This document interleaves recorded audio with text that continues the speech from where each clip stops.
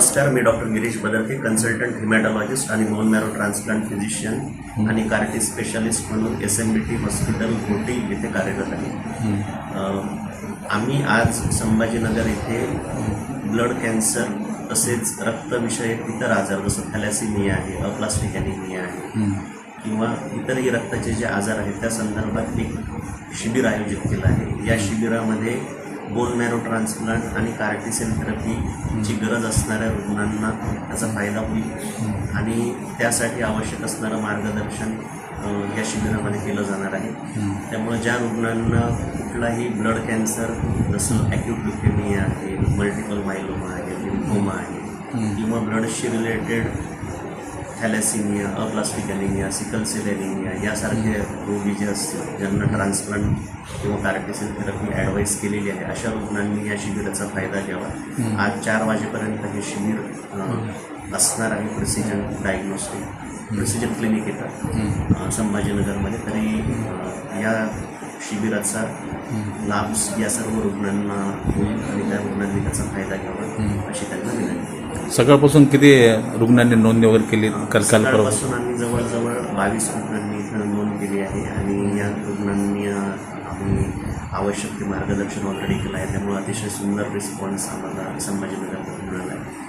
तरी अधिकाधिक रुग्णांनी याचा फायदा घ्यावा अशी मी सगळ्यांना आवाहन करतो. ऑनलाईन अजून फोनद्वारे कोणी म्हणजे किती रुग्णांनी नोंदणी केली? ऑनलाईन आम्हाला जवळजवळ 35 जणांनी कॉन्टॅक्ट केला आणि 35 जणांमधले 22 जण आज आले. पाऊस चालू असल्यामुळे बऱ्याच रुग्णांना इथं पोहोचणं थोडंसं अवघड केलं.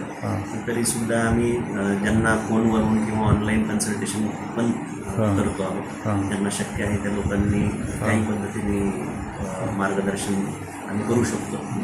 आणि जे लोक फिजिकली इथं पोहोचले त्यांना आम्ही ऑलरेडी गायडन्स करून त्यांच्यासाठी ट्रान्सप्लांटसाठीची मदत आम्ही उपलब्ध करू.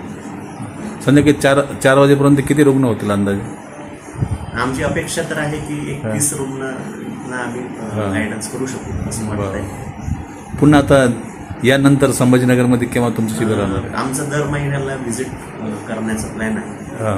ज्या पद्धतीचं रुग्णांना आवश्यकता असतील ब्लड कॅन्सरचे किंवा इतर रक्ताच्या विकारांचे जेही पेशंट असतील त्या रुग्णांना मदत करण्याचा आमचा विचार आहे SMBT हॉस्पिटलच्या.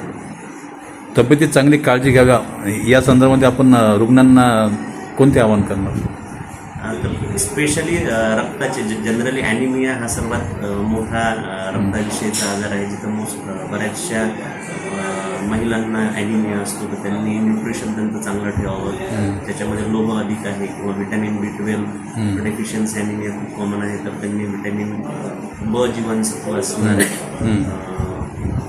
धान्य किंवा भाज्या खाणं गरजेचं आहे. आणि रेग्युलर बेसिसवर जर कुठलाही थकवा जाणवत असेल किंवा कुठलं ब्लिडिंग होत असेल किंवा वारंवार ताप येत असेल अशा रुग्णांनी त्यांचं CBC चेक करून लगेच तज्ज्ञांचा सल्ला घेणं आवश्यक आहे. ठीक आहे, धन्यवाद.